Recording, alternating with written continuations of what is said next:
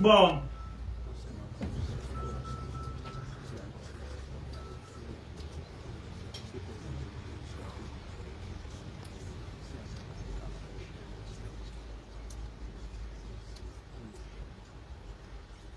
Amen.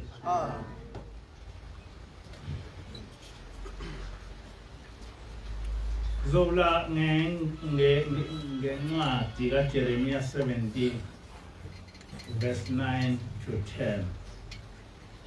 Jeremiya 17 verse 9 to 10. Inhliziyo iyakhohlisa ngaphezulu kwakho konke, futhi ayilapheki. Ngubani ongayiqonda na? Mina Jehova ngiyayiphenya inhliziyo, ngihlole nezinso, ukuba nginike ilowo nalowo njengokwezindlela zakhe na njengezithelo zezenzo zakhe. Amen. La mazwi akhulunywa uNkulunkulu. Ngelinye ilanga ingilosi ithi, nina niyaye nikhangwe amehlo abantu, nina niyaye nibuke umuntu amehlo akhe, kodwa uNkulunkulu akagcini ngokubuka umuntu emehlweni, kodwa uyajula ehambe eye enhlizweni yakhe. Ithi-ke ingilosi, kunabantu lapha abangalithaba enihleli nabo, kodwa anibaboni. Ithi laba bantu bafisa sengathi ngabe senifile, ngoba uma nifa kuzoba kuhle la esontweni, ngoba bazokwazi ukuthi bezenzele lokho abakuthandayo. Ithi-ke ingilosi, kodwa laba bantu bakhohlwa into eyodwa, ukuthi leli bandla silona leli, leli bandla ngelikaNkulunkulu, leli bandla elikaJehova. Ithi ingilosi, abantu bamephuca uNkulunkulu ibandla lakhe ebuhleni, abantu bamephuca uNkulunkulu ibandla lakhe ekuphakameni. Ithi-ke banethemba lokuthi namanje bazokwazi ukumephuca uNkulunkulu. Ithi kodwa angeke kube kusabalula njengoba kwenzeka ekuphakameni nasebuhleni, angeke kube kusabalula. Manje kodwa bona bakhona abantu phakathi kwethu okubafikelayo ukuthi uma sihamba emhlabeni bazobusa, kodwa uNkulunkulu uzobe khona noma singahamba emhlabeni, noma singahamba emhlabeni, lengilosi elapha izolokhu ikhona. Amen. Mhlawumbe iyobe isinolaka kakhulu kunamanje, ngoba sonke lesikhathi ibisicathulisa nathi kuningi besingakwazi, kodwa manje isisifundisa izinto eziningi. Ithi-ke ingilosi, uNkulunkulu akanendaba nokukhulu kwebandla, kodwa uNkulunkulu unendaba nobungcwele bebandla. Thi maningi amabandla akhona emhlabeni, amakhulu kakhulu, amanye angaphezulu kwebandla lasebuhleni, kodwa uNkulunkulu akanendaba nawo, ngoba akamsiza ngalokho, ngoba akakwazi ukungena phakathi kwawo, ngoba akekho ngcwele. Ithi ibandla uNkulunkulu usakwazi ukuthi engene kulo, ibandla abangcwele basezulwini abakwazi ukuthi bengene kulo yileli. Amen. Ngoba lona liyazama ukuthi lihambe ngendlela kaNkulunkulu. Ukuhlala noNkulunkulu ke akusiyona into elula neze. Ngoba ithi ingilosi uNkulunkulu ucasulwa into encane.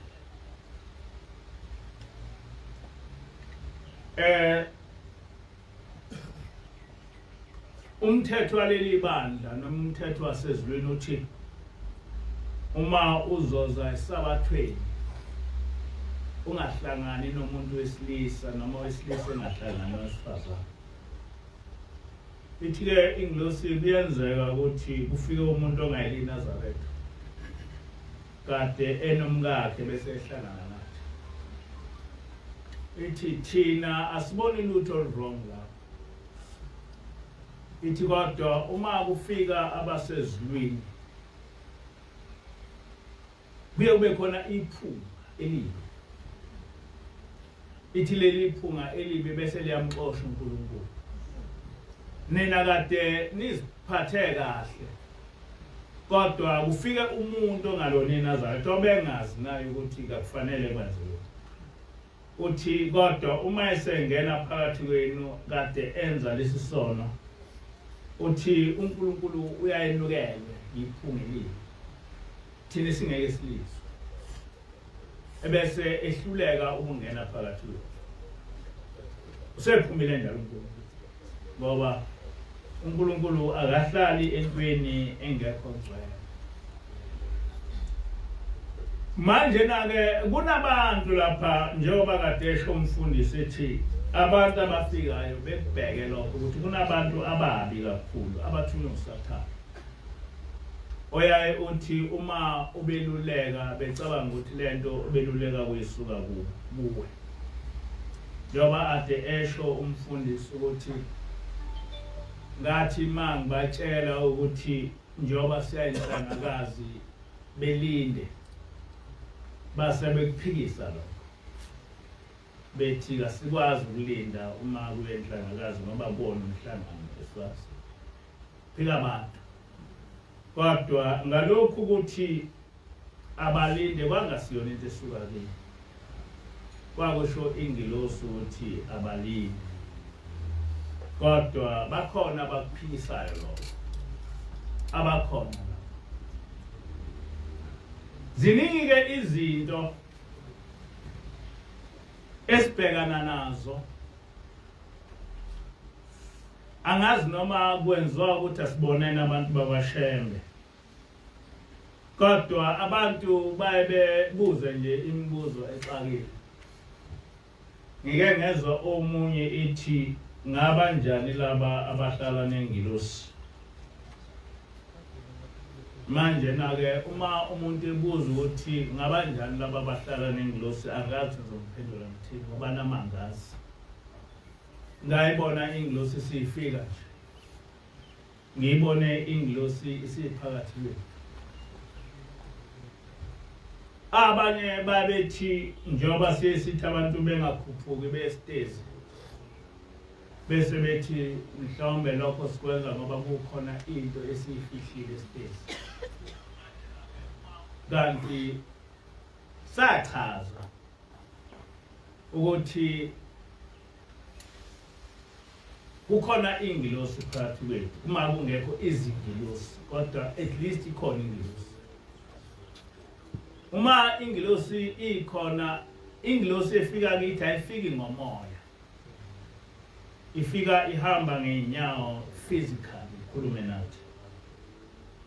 Iyona eyasifundisa ukuthi abantu bengakhuphuki ngoba uma ngabe uke wabona ingilosi ngephutha uyafa. Awukwazi ukuvele ubone ingilosi nje uma kwabona ingilosi nje ngephutha uyafa.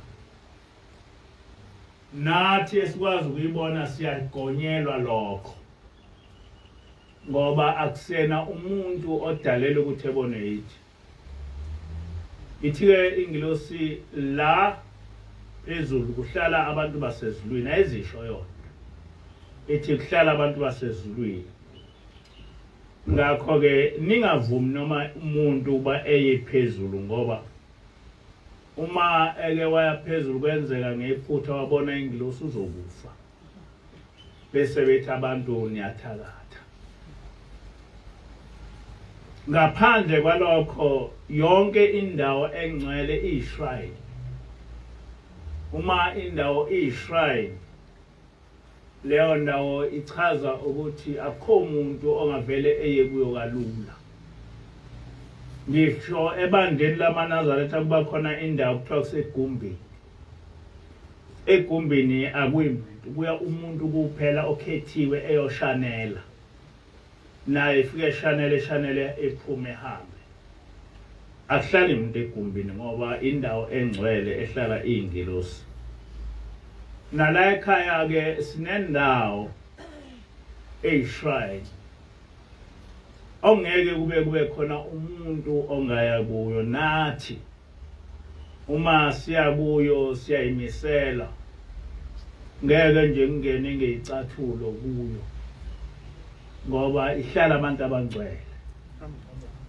Manje na-ke lezo zinto kufanele nizazi, ngoba abantu baye beqamba amanga ukuthi hayi lapha ukhuphuka kuya phezulu ngoba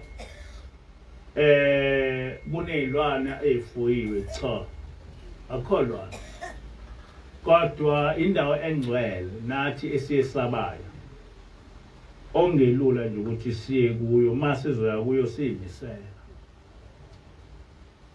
Ngithi angedlule kulezi zinto ngoba ukhulumile umfundisi ekuseni ukuthi abantu abasanda kukholwa bebheke, ngoba kunabantu lapha ehleli nabo kodwa abangenaso isifiso sokuthi leli bandla libe ibandla elingcwele,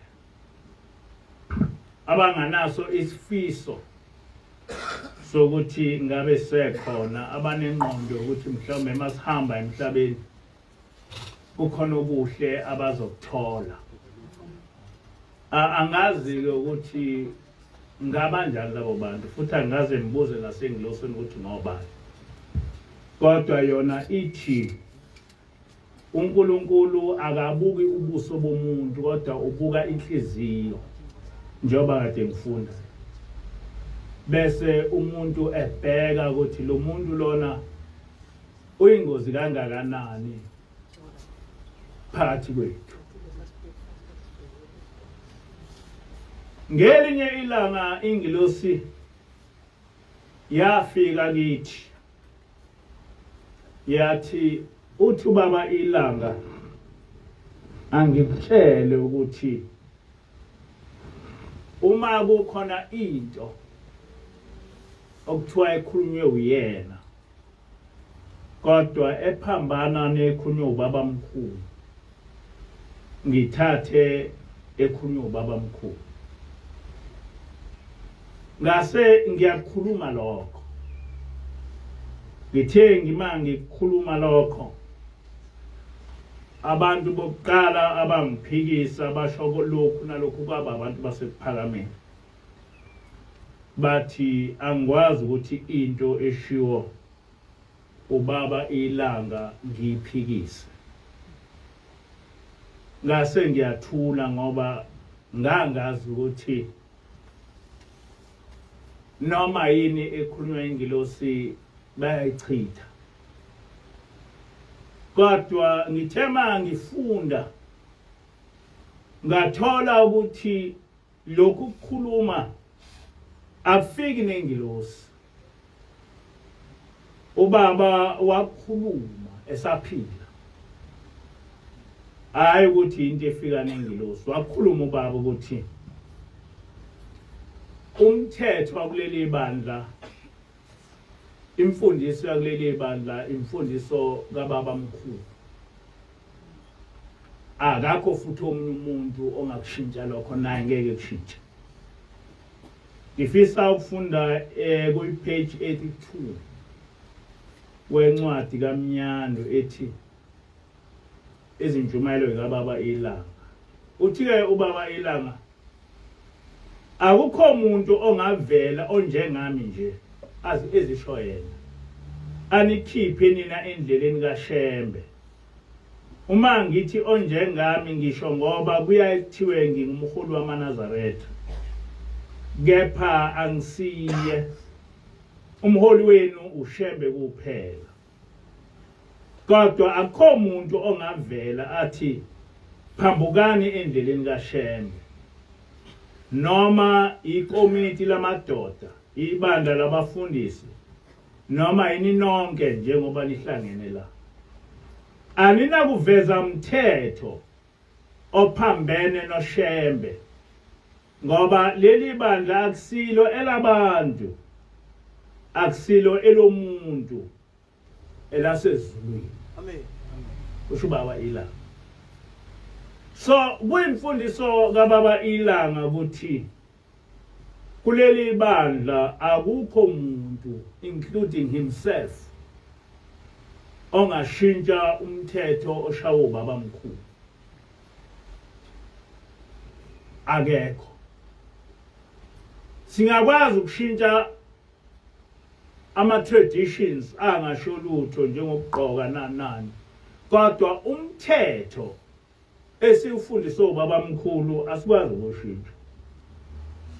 Ngoba ngaphambi kokuthi ubaba mkhulu ekhulume into uyayiquote eBhayibhelini.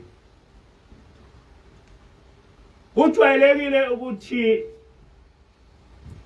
uma ngikhuluma indaba ukuthi abantu bengawahlabela amadlozi nezinto ezinjalo, bese bengifundela intshumayelo kababa Ilanga, which is quoted out of context. Bethi ukuhlabela amadlozi kwasho ubaba Ilanga ukuthi ahlabela amadlozi. Noma ngabe inkulumo kababa in context, still bese ngeke siyilandele. Kodwa le ntshumayelo eyayishunyalwe out of context, kodwa noma in context ngeke siyilandele, ngoba kusho yena ukuthi akakho omunye umuntu, including himself, ongashintsha umthetho kababa mkhulu. Laba abafuna ukuthi sishintshe umthetho kababa mkhulu ngenkulumo kababa Ilanga, basebenzisa ubaba Ilanga ukusihlubula uNkulunkulu. Ngoba ubaba Ilanga akakho ngaphansi ngaphezulu kaNkulunkulu. Umthetho esiphila ngawo umthetho kaJehova. Ubaba mkhulu ufike wavuselela umthetho kaJehova. Ubaba Ilanga usifundisa ukuthi leli ibandla likaJehova njengoba esho la elasezulwini, wathi including himself angeke ezekwazi ukulishintsha. Kodwa ngaso sonke isikhathi uma ngabe sigcizelela lokhu esikufundiswe ubaba mkhulu, which he quoted from the Bible, kuyoqhamuka abantu bese bethi ubaba Ilanga wathi. Uma ubaba mkhulu ethi asingawahlabeli amadlozi, into yokuqala owayesho wathi nizwile ukuthi umthetho wayizolo uthini, esho umthetho oseBhayibhelini. So ubaba mkhulu ayikho into eyumthetho obekwazi ukuyikhuluma without referring to the Bible. Ngakho ke njengoba ubaba Ilanga esifundisile ukuthi asinakushintsha lokho okukhulunywa ubaba mkhulu asinako ukushintsha okukhulunywa ubaba mkhulu ngoba kusho yena ubaba Ilanga lokho. Kwenye intshumayelo yakhe lapha okwakhuluma khona umfundisi Madlala uthi ubaba Ilanga bayofika nokwazi kwabo, bahlakaniphile, banolimi nezibonakaliso, nani niyothatheka nilahle indlela kaBaba anishiye kuyo. Nilahle indlela kaBaba anishiye kuyo. Akasho ukuthi nilahle indlela yami, uthi nilahle indlela kaBaba anishiye kuyo. Ngiyanicela nibafundise abezwayo, nibayeka abangafuni isihlungo siyozihlunga. Nikuphike angakushongo ushembe phakathi kwenu. Nikwenqabe ngikwenqabile, banibuyisela kokuchithiwe, bethi yiyo indlela yokhokho benu, bethi ningayilahli. Mina munye umthetho engizonishiya nawo nenganika wona, yilowo ubaba owanifundisa wona. Kusho ubaba Ilanga ukuthi umthetho enginishiya nawo yilowo ubaba owanifundisa wona. Ngakho-ke uma ubaba mkhulu wathi singawakhonza amadlozi, singawahlabela amadlozi, akakho futhi ozobuye eqhamuke ethi asihlabela amadlozi, ngoba uthena ubaba Ilanga usishiya nomthetho kababa mkhulu. So ubaba Ilanga wayengakhulumi into entsha engilosini mayethi uma kukhona into abathi mina ngayisho ephambana nekababa mkhulu, wena uyothatha leyo eyakhulunywa ubaba. So uma ngithatha lokho okwakhulunywa ubaba mkhulu, I am following the instruction kababa Ilanga, angiphumele kuyo. Ngishilo ukuthi ngenkathi kufika ingilosi yathi uthi ubaba Ilanga ngakhela ibandla likaJehova. Kuleli bandla ufundisa abantu ukuthi uJehova ukhonzwa kanjani, kodwa uthathele ezimfundisweni zikababa mkhulu. Yonke leyo nkulumo isasho leyo nto ukuthi angithathele ezimfundisweni zikababa mkhulu. Ngiyafisa ufunda incwadi kaJeremiya 10 verse 11. Uyakhuluma kanje kubo: onkulunkulu abangalenzanga izulu nomhlaba bayakubhubha emhlabeni naphansi kwezulu. Onkulunkulu abangalenzanga izulu nomhlaba bayakubhubha emhlabeni naphansi kwezulu. Lokho kuchaza ukuthi noma imuphi umuntu ongalenzanga izulu nomhlaba kodwa ethi uNkulunkulu, okokuqala uyobhubha lapha emhlabeni, kodwa ngeke egcine ngokubhubha la emhlabeni. Uyothi noma esefile nasezulwini elahlwe, uyothi noma esefile lapha ezulwini elahlwe. Imfundiso leyo kaNkulunkulu ongathi ongafanele ukuthi mase sihlaba indaba yokuthi abantu bebize umuntu ukuthi uNkulunkulu bese kuba sengathi into esuka kithi. ngoba into ekhulunywa uNkulunkulu le. Ngikhulumile ukuthi ngendlela engazi ngayo ngithola izintshumayelo zikaBaba omkhulu. Ngenkathi kuthiwa angikhulume indaba yasezulwini, kodwa bese ngifundisa ngezintshumayelo zikaBaba omkhulu, ngangenayo intshumayelo kaBaba omkhulu. Kodwa ngithe ngibona zase iqhamuka lezi intshumayelo.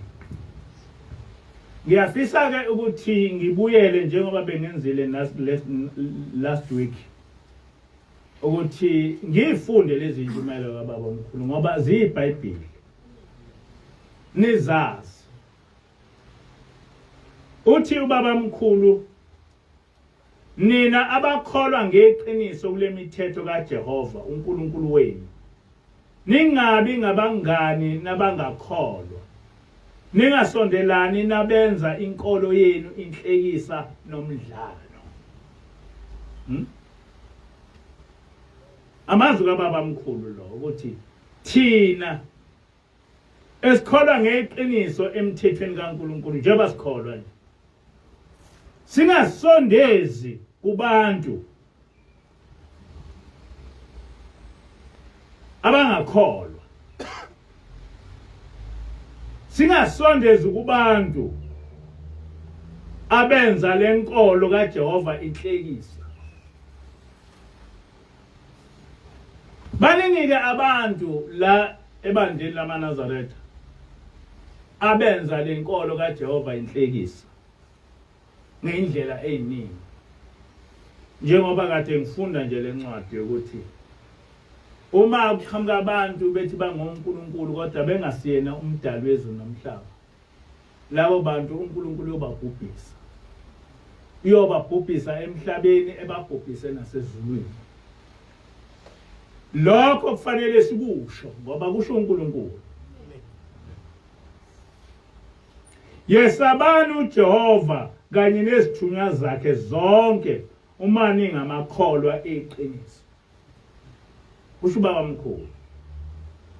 Yesabani uJehova nezithunywa zakhe zonke uma ningamakholwa eqiniso.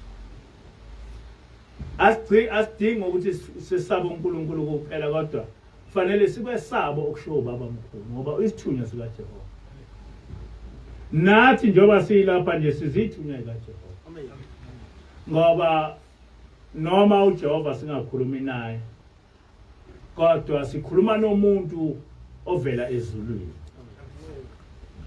Into esikhulumayo isuke ivela ezulwini. Ngakho ke ninake.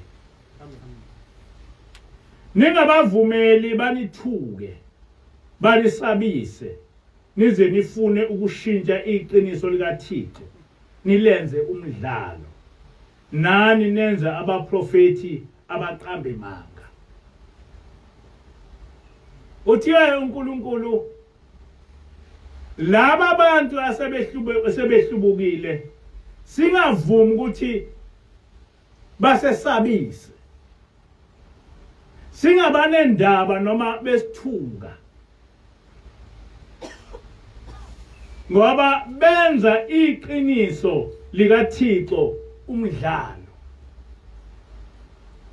Uyawubona lapha ku Facebook ukuthi amaNazaretha amaningi into asithukela yona, asithukela ukuthi sikhuluma indaba kaNkulunkulu. Ayikho into nje eyenza ukuthi basenyanyela ukuthi sikhuluma indaba kaNkulunkulu. Uthi uBaba omkhulu, kungathi mabenza njalo bese nesaba, bese ngicina seningayikhuluma indaba kaNkulunkulu, ngoba uma ningayikhuluma indaba kaNkulunkulu senenza uBaba omkhulu umuntu onamanga. Asisho ukuthi uBaba omkhulu wathi singawahlabela amadlozi. Amen. Asisho ukuthi uBaba omkhulu wathi singayihlanganisi nezangoma. Amen. Asisho ukuthi uBaba omkhulu wathi yena uyisithunywa sikaNkulunkulu akayena uNkulunkulu. Asikusho lokho. Amen. singakwesabi simply because sesaba ukuthi amanye amaNazaretha azosithuka, amanye amaNazaretha azosesabisa. Silimele iqiniso ukuze ngokumela iqiniso sifakazela lokho okwakhulunywa ubaba omkhulu. Kepha qikelelani ningagudluki kokubhalwe phansi, nilimele iqiniso enalemukelayo livela enkosini. That is important. Usho baba omkhulu uthi asingasuki eqinisweni elibhalwe phansi, libhalwa uNkulunkulu. Ikhona la ekhaya yonke into esikhulumayo fanele kuqala sibheke ukuthi uNkulunkulu utheni, simfakazele uNkulunkulu njengoba ethu baba mkhulu asiqikelele ukungagudluki kokubhalwe phansi. Singagudluki kokubhalwe phansi, ngoba uma sigudluka kokubhalwe phansi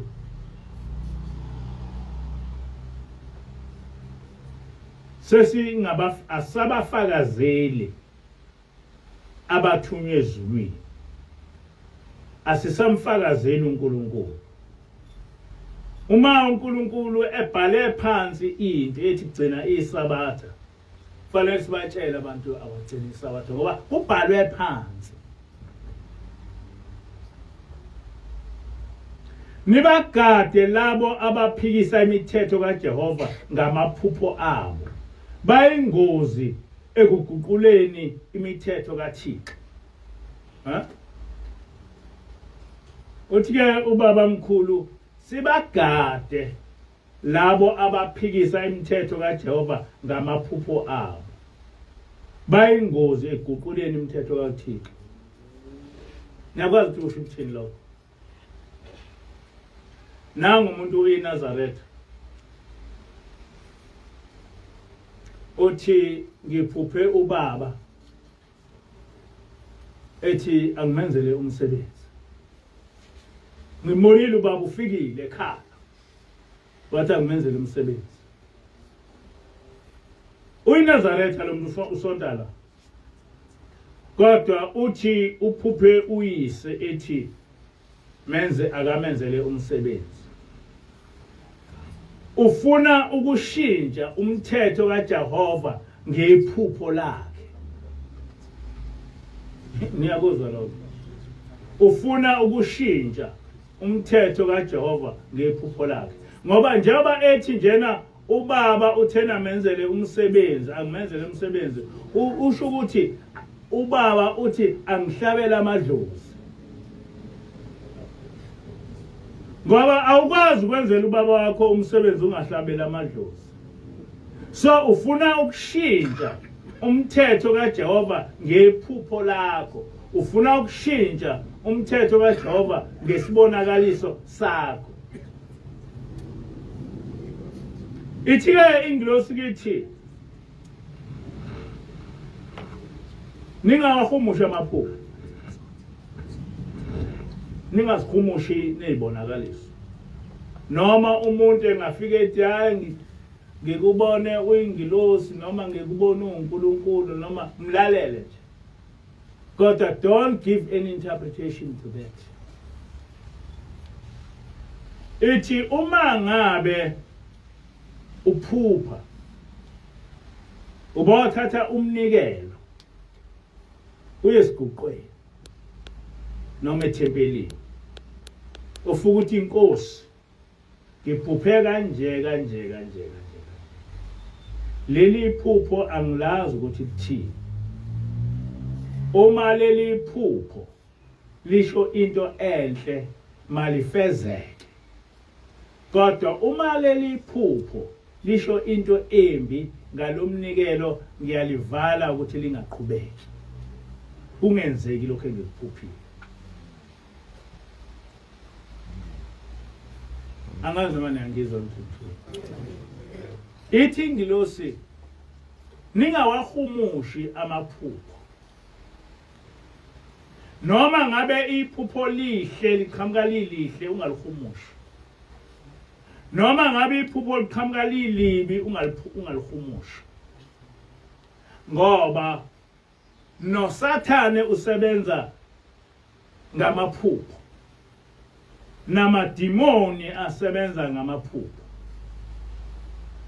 ungasihumushi isibonakaliso noma isibonakaliso sihle ungasihumushi noma ngabe isibonakaliso sibi ungasihumushi ungayibeki ingqondo yakho esibonakalisweni ungayibeki ingqondo yakho ephusheni noma ngabe lithi iphupho uzokufa ungabeki ingqondo yakho kulo noma ngabe lithi iphupho uzoceba ungabeki ingqondo yakho kulo noma ngabe iphupho lithi lo muntu uNkulunkulu noma umuntu uvela ezulwini ungabeki ingqondo yakho ephusheni ngoba uSathane naye usebenza ngamaphupho hayi ukuthi uyena yedwa noNkulunkulu uyasebenza ngamaphupho kodwa noSathane naye usebenza ngamaphupho nedimoni nalo lisebenza ngamaphupho ithi ke ingilosi uma uphupha into oyibona ukuthi khona into eyishoyo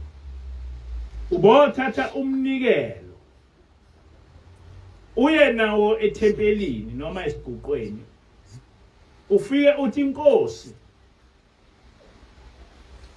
esibonakalisweni ngibona lokhu nalokhu nalokhu nalokhu ephusheni ngibona lokhu nalokhu nalokhu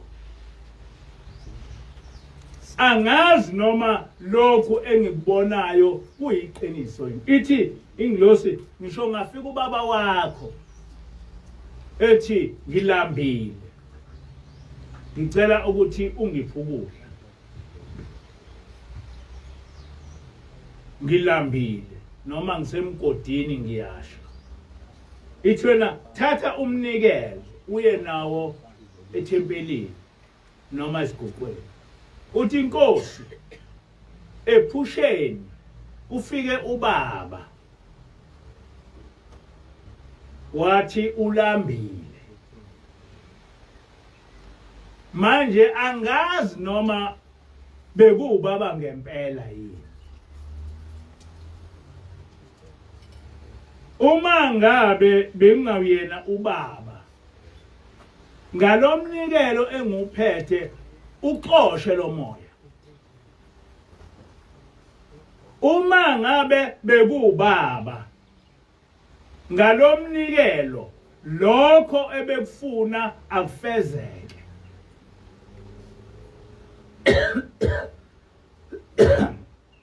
ngamanye amazwi uma ubaba wakho ethi mhlabele awukwazi ukumhlabela ngoba uma umhlabela uzobe ushintsha umthetho kaNkuluNkulu ngephupho kodwa thatha umnikelo uwise uNkulunkulu uthi uma ngabe lo mnikelo bekufike ubaba ngempela efuna kuba ngimkhulule ngalomnikelo ngicela ukuthi inkosi umkhulule uma ethi ubaba ulambile ngalomnikelo ngicela ukuthi wena Nkosi umphukule uma bekuumoya omubi ngalomnikelo ngicela ukuthi wena Nkosi uxoshe ithi ke ingilosi ngeke ulenze iphutha ngoba umuntu okwazi ukuhumusha amaphupho uNkulunkulu uNkulunkulu wazi ukuthi leli phupho obuliphupha bekuyiphupho eqondile yini noma belingaqondile kodwa wena ngeke ulazi akakho ke umuntu ozovumeleke kuba elokhuze ehumusha amaphupho ngoba manje ehumusha amaphupho nizoduka ngoba noSathane uphumile ukudukisa abantu ngamaphupho angithi uSathane usebabonile ukuthi bayayiziba imibhalo bakhetha amaphupho ngakho uzobadukisa kakhulu noNkulunkulu ubayekile ngenxa yokungaqondi kwabo imibhalo. Thina lapha silandela imibhalo, asilandeli amaphupho, asilandeli izibonakaliso. Uma ethi uNkulunkulu ungabhuli, awukwazi ukubhula, ngoba ulandela umbhalo. Sibandla lemibhalo kaNkulunkulu, sinekizwe sifundiswe ushembe lokho. Ninjengezimvu phakathi kwezimpisi, ngakho hlakaniphani njengezinyoka, nibe mnene njengamajuba. Kepha ningalungi kuze kweqe, ngoba nizosuke nivumele abahlubuki babuse enkolweni kaJehova. Kumele nikunqabe omnqatshiwe emthethweni kaJehova, nichithe impela ningavumi. Ningakhohlwa uma senibabonisile, kepha bona baqhubeke benze inhlekisa inkolo kaJehova. Khumbulani umthetho othi iso ngeso. Uma benishaya ngempama, baphenduleni ngezinqindi ezilishumi. Amen.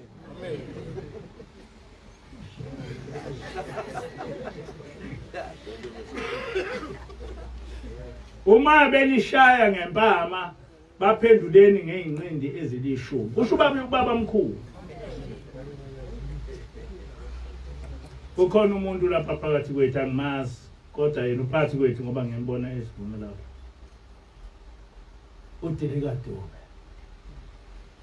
uDilika Dube uhlalela nje ukubheka abantu abangithukayo. Ayikho enye into eyikhuluma. Mungakhuluma yeyithulele. Kodwa ubheke umuntu ongithukayo, ubheke umuntu othuka umkhokheli. Engawahamba onke ama-post, ebheka nje umuntu ongithukayo, ebheka umuntu othuka umkhokheli.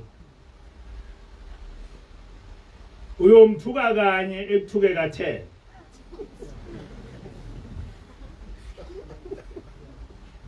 Ya. Bese beqhamuka abantu abakholiwe lapha phakathi kwethu. Hayi, uDilika uyathuka, hayi uDilika unjani? Nangu baba mkhulu.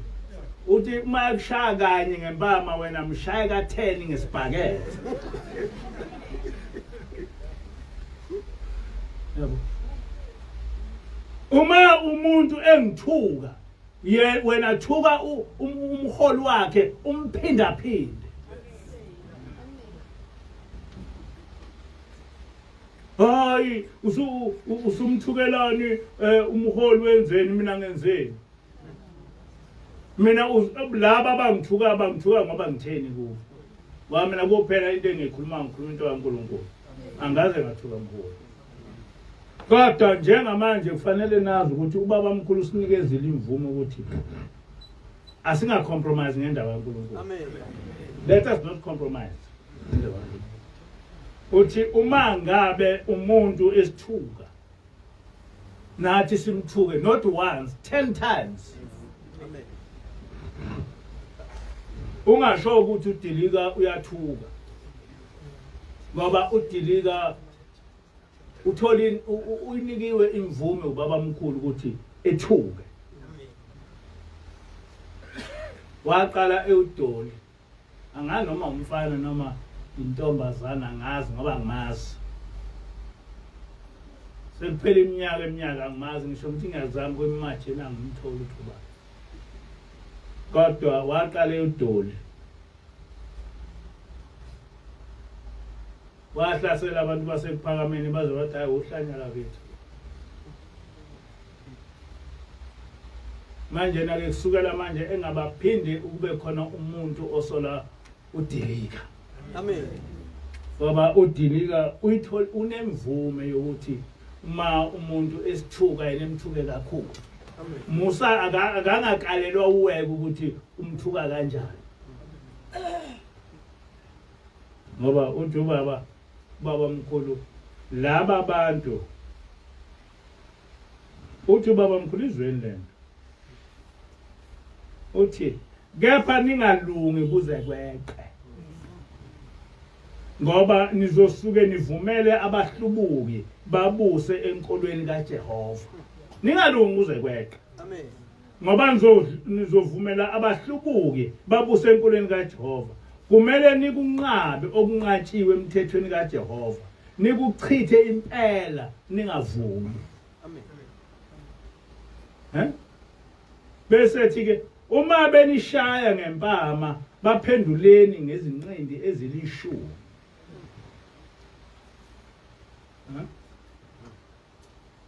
Uma benishaya ngempama nini ningabashayi ngempama. Bashayini ngenqindi. Not kanye 10 times. Amen. Usho baba mkhulu ngiyangizwa. Amen. Ngifunda into ekhulunywa ubaba mkhulu.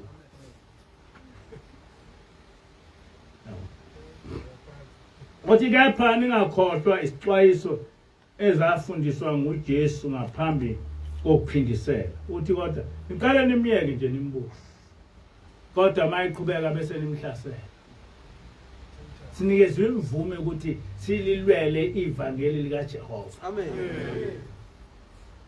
Uthi ke ubaba mkhulu kuhle ukufela inkolo ngoba labo abanjalo ababe besalinda ndawo baqonda ngqo eparadise. uNkulunkulu ubalungiselele indawo ngakwesokunene sakhe. Amen.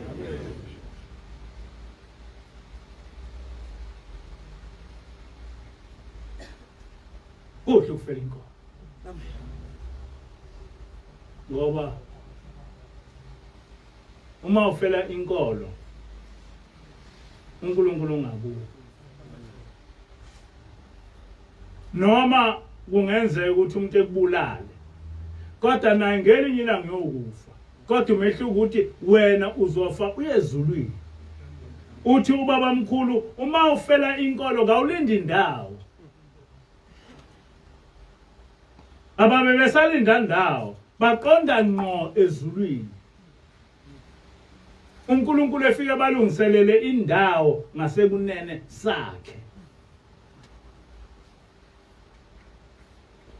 Nakozwa lokho. Amen. Manje ke sekuyacaca ukuthi lezi zinto ezisuke silwela sisuke silwela uNkulunkulu. Amen. Lezi zinto ezisuke zilwelwa udilika usuke lwela uNkulunkulu. Amen.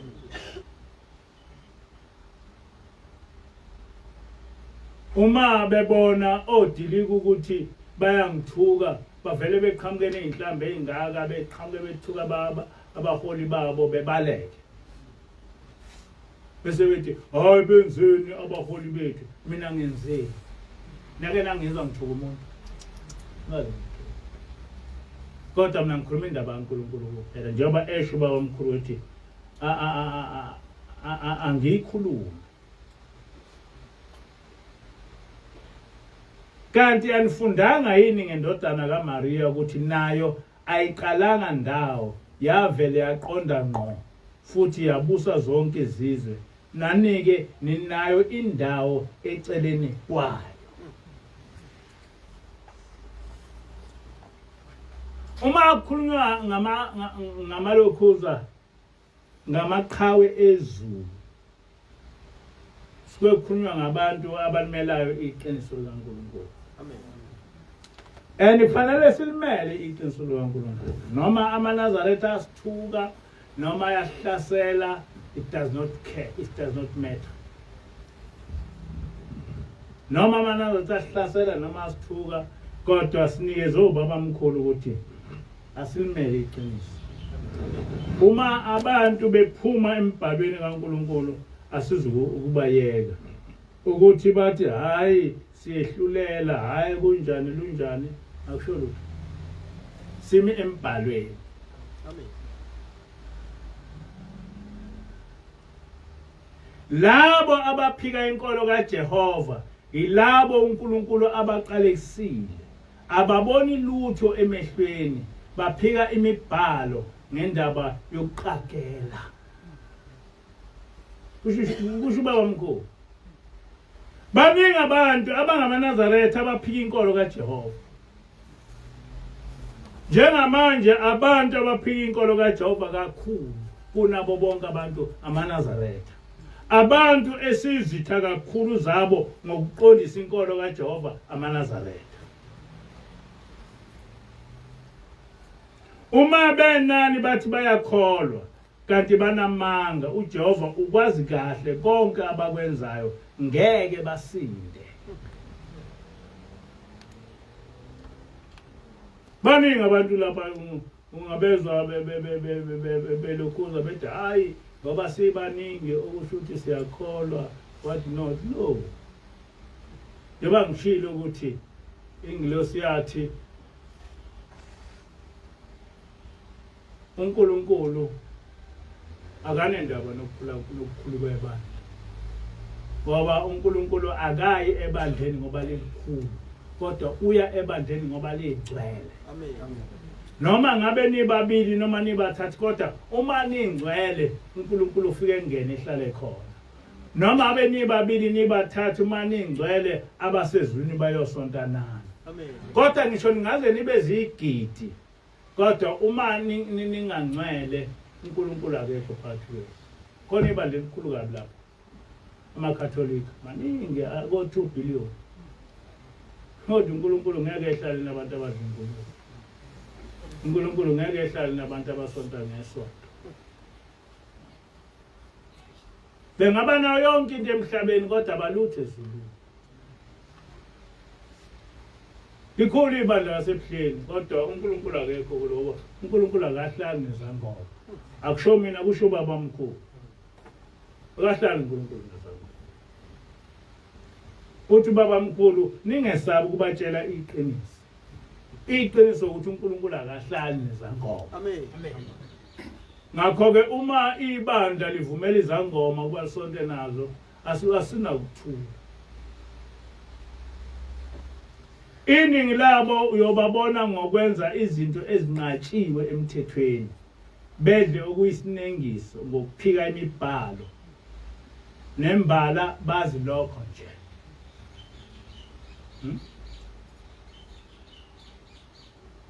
Benza izinto ezinqatshiwe emthethweni. Kwenqatshiwe emthethweni ukuthi sikhonza amadlozi. Kwenqatshiwe emthethweni ukuthi sihlabele amadlozi. Kwenqatshiwe emthethweni ukuthi sibize umuntu ukuthi uNkulunkulu. Kwenqatshiwe emthethweni ukuthi sivumele izangoma ukuthi sidle nazo. Asinako kuyeka ukushintsha lokho. Uma bethanda basishaye, nathi sizobashaya. Ama bethanda basithuke, nathi sizobathuka. Amen. Kodwa sizommela uNkulunkulu. Amen. Sizommela uNkulunkulu. Asinakuthula.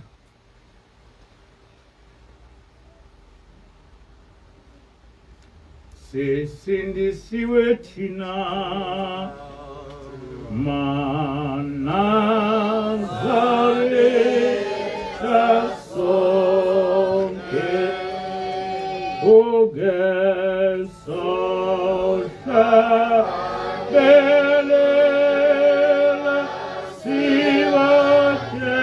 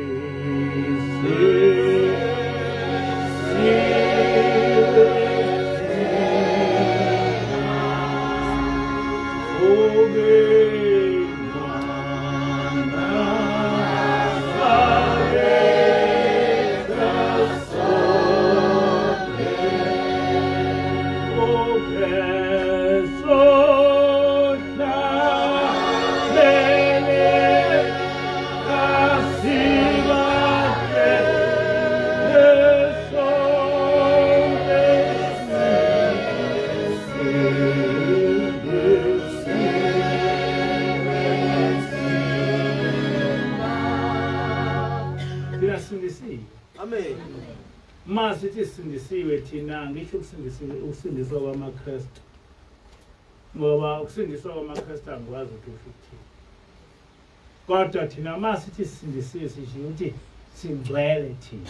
Amen. Ukusindiswa kithi kusho ubungcwele. Ikhona nje uShembe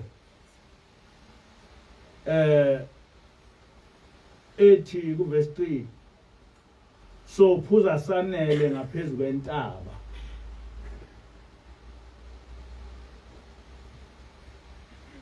Ku verse 5 ethi so phuza kuleloje lasentabeni yaseSinayi. Ngoba inkolo yethu yakhelwe emthethweni kaNkulunkulu. Inkolo yethu yakhiwe entabeni yaseSinayi. Amen. Ngakho ke uma sithi sisindisiwe sisho ukuthi singcwele. Amen. We are proud of being holy. That's why phakathi kwethu ukwazi ukuthi kuze ingilosi zohlala phakathi kwethu. Akunoma ebomuphi umuntu ongeza ingilosi zohlala phakathi kwabo. Baningi abantu okubaphethe kabi ukuthi kwenzeka kanjani ukuthi ingilosi ihlale phakathi kwethu. Ihlala phakathi kwethu ngoba singcwele. Amen. Nawe uma ufuna ingilosi ihlale phakathi kwakho iba ngcwele. Amen. Singcwele thina. Kade nizomfundisa ukuthi uthini. Asidingi ukuthi size siyobhula ukuze sivikele uNkulunkulu. Amen. Asidingi. Umthandazo nje wenza yonke into kuyo. Amen. Funda isikhathi. Hlabelela noma isise sihlabelela. Inkosi bese uphama kweba.